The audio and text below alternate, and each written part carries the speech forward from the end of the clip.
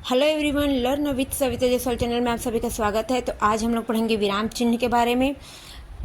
तो आइए सबसे पहले जानते हैं कि विराम चिन्ह का अर्थ होता क्या है। रुकना या ठहरना, अर्थात वाक्य लिखते समय विराम को प्रकट करने के लिए लगाए जाने वाले चिन्ह को विराम चिन्ह कहते हैं। ये तो हुए परिभाषा। फिर उसके बाद है स्पष्टता। वाक्य को पढ़ने में आसानी होती है और अर्थ स्पष्ट रूप से समझ में आता है। दूसरा है भावनाओं का प्रदर्शन। किसी वाक्य में भावनाओं को सही तरीके से प्रदर्शित किया जा सकता है। तीसरा है आप लोग का वाक्य संरचना। यह वाक्य की संरचना को व्यवस्थित और सही बनाता है। चौथा है आप लोग का पाठक का मार्गदर्शन। यह पाठक को सही ढंग से पढ़ने और समझने में मदद करता है। उसके बाद देखते हैं हम लोग प्रमुख विराम चिन्ह। प्रमुख विराम चिन्ह होता क्या है, देख लीजिए। पूर्ण विराम वाक्य के अंत में प्रयोग होता है। अल्प विराम छोटे ठहराव के लिए प्रयोग होता है। प्रश्नवाचक चिन्ह प्रश्न पूछने के लिए प्रयोग होता है। चौथा है आप लोग का विस्मयादि बोधक चिन्ह। आश्चर्य, खुशी या दुख को व्यक्त करने के लिए यह प्रयोग होता है। अर्ध विराम वाक्यों के बीच माध्यम ठहराव के लिए यहाँ प्रयोग होता है। वह है उद्धरण चिन्ह। किसी के शब्दों को उद्धृत करने के लिए प्रयोग होता है। विराम चिन्ह में हम लोग ने परिभाषा देखा, विराम चिन्ह के बारे में देखे। तो चलिए विराम चिन्ह के एमसीक्यू क्वेश्चन पर चलते हैं हम लोग। तो हमारा सबसे पहला क्वेश्चन है, विराम चिन्ह में किस वाक्य में विस्मय सूचक चिन्ह का गलत प्रयोग हुआ है। विस्मय सूचक चिन्ह होता क्या है, ये जिसमें हर्ष, घृणा, आश्चर्य आदि का भाव व्यक्त हो, वो क्या है आप लोग का विस्मय सूचक होता है।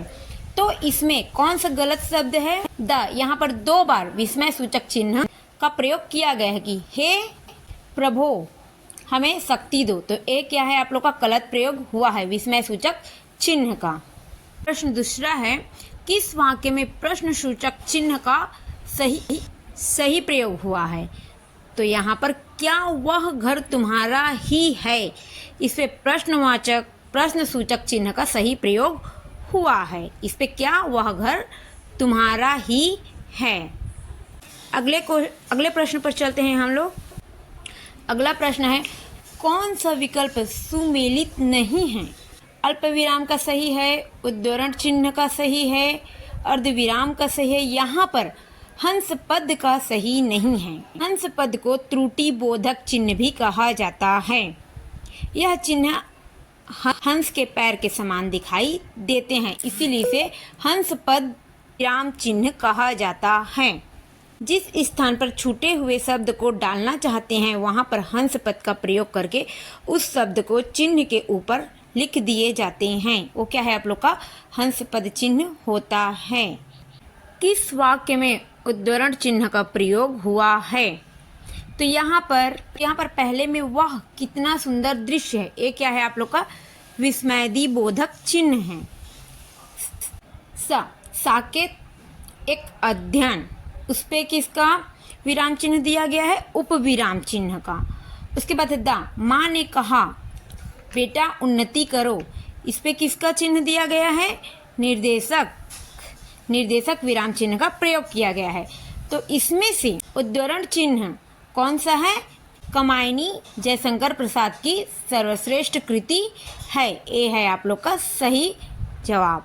उसके बाद है अगला प्रश्न है हम लोग का, अल्प विराम चिन्ह के प्रयोग के संबंध में कौन सा कथन असंगत है। किसी तथ्य को स्पष्ट करने का संकेत करने के लिए ये आप लोग का असंगत, गलत है।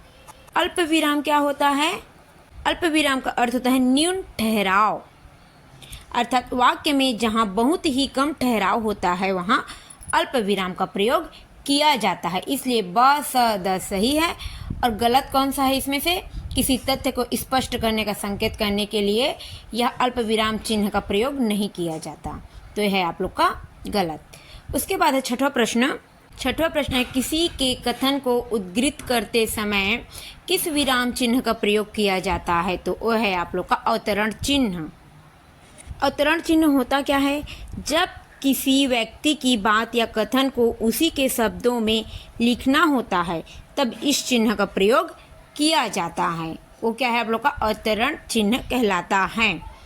उसके बाद है आप लोग का निर्देशन चिन्ह। निर्देशन चिन्ह होता क्या है, इसमें संवादों को लिखने के लिए कहना, लिखना, बोलना, बताना शब्दों के बाद इसका प्रयोग किया जाता है, वो है आप लोग का निर्देशन चिन्ह।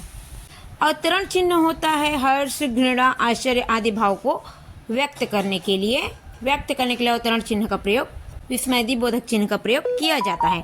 प्रश्नवाचक चिन्ह होता क्या है हम लोग का, जो प्रश्न पूछने के लिए किया जाता है। क्या, कौन, तुम, ये क्या है प्रश्नवाचक चिन्ह है। तो यहाँ पर गृत करते समय अवतरण चिन्ह का प्रयोग किया जाता है, तो ये हम लोग का सही जवाब है। उसके बाद चलिए सातवां प्रश्न देखते हैं। सातवां प्रश्न है हम लोग का, विराम चिन्हों के प्रयोग से संबंधित कौन सा विवरण सही नहीं है। तो यहाँ पर लिखने में जब कोई शब्द छूट जाता है तब उसके स्थान पर कोष्टक चिन्ह का प्रयोग किया जाता है, तो नहीं, कोष्टक चिन्ह का प्रयोग नहीं किया जाता। यहाँ पर हंस पद विराम चिन्ह का प्रयोग किया जाता है। छूटे हुए स्थान पर किसका प्रयोग किया जाता है, हंस पद विराम चिन्ह का प्रयोग किया जाता है। उसके बाद है आठवां प्रश्न, किस वाक्य में सही विराम चिन्ह प्रयुक्त नहीं हुए हैं। किस वाक्य में सही विराम चिन्ह प्रयुक्त नहीं हुए हैं। तो यहाँ पर छी कैसी दुर्गंध आ रही है, ये आप लोग का सही विराम चिन्ह का प्रयोग नहीं हुआ है। चलिए अगला प्रश्न देखते हैं। अगला प्रश्न है हम लोग का, किस वाक्य में विराम चिन्हों का प्रयोग सही है। किस वाक्य में विराम चिन्हों का प्रयोग सही है। तो यहाँ पर तुम कहाँ गए थे, कैसे आए और क्या चाहते हो, ये आपका सही विराम चिन्ह है। पहला है उस पे विराम चिन्ह दिया गया है वो गलत है आप लोग का। इस वाक्य में जो विराम चिन्ह लगा हुआ है वो गलत तरीके से लगा हुआ है। यहाँ पर जो दंगा कर रहे थे गिरफ्तार कर लिए गए, ऐसा होना था। यहाँ पर थे के बाद अल्प विराम लगना था। उसके बाद रोको मत जाने दो, ये होना था, ना कि रोको मत जाने दो, ऐसा नहीं होना था। यहाँ पर नहीं मैं यह नहीं कर सकता, ये नहीं होना था। यहाँ पर नहीं मैं यह नहीं कर सकता, नहीं के बाद अल्प विराम लगना था यहाँ पर।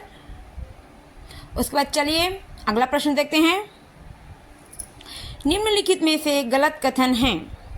निम्नलिखित में से गलत कथन का चयन करना है हम लोग को इस पे से।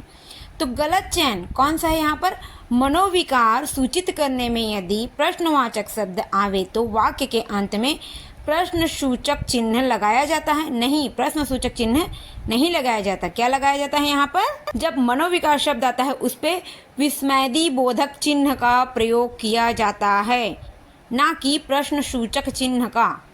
तो यहाँ पर यह क्या है, गलत कथन दिया गया है। उसके बाद है आप लोग का अगला प्रश्न। चलिए अगला प्रश्न देखते हैं। किस वाक्य में विराम चिन्ह का सही प्रयोग नहीं हुआ है। तो इसमें राम राम उसने क्या कर दिया, ये नहीं होना था, बल्कि इस पे जो लिखा हुआ देखो, सबसे पहले इसमें अवतरण चिन्ह का प्रयोग होना था। उसके बाद राम राम करके विस्मयादि बोधक का, फिर उसने क्या कर दिया करके पूर्ण विराम चिन्ह का प्रयोग होना था इस पे। ये क्या है आप लोग का सही विराम चिन्ह है। तो ये हम लोग का राम राम उसने क्या कर दिया, ये हम लोग का विराम चिन्ह सही नहीं है। उसके बाद अगला प्रश्न है, सही विराम चिन्ह युक्त वाक्य कौन सा है। सही विराम चिन्ह युक्त वाक्य कौन सा है। तो कौन सा है यहाँ पर, वह ऐसा क्यों कहता है कि हम वहाँ नहीं जाएंगे। ये क्या है आप लोग का सही विराम चिन्ह है। सही विराम चिन्ह युक्त वाक्य है यहाँ पर कि वह ऐसा क्यों कहता है कि हम वहाँ नहीं जाएंगे। उसके बाद चलिए अगला प्रश्न देखते हैं। चलिए हम लोग का अगला प्रश्न है, किस वाक्य में मनोविकार और उसे व्यंजित करने वाला विस्मयादि बोधक शब्द असंगत है। तो मनोविकार और उसे व्यंजित करने वाला विस्मयादि शब्द असंगत है, गलत है।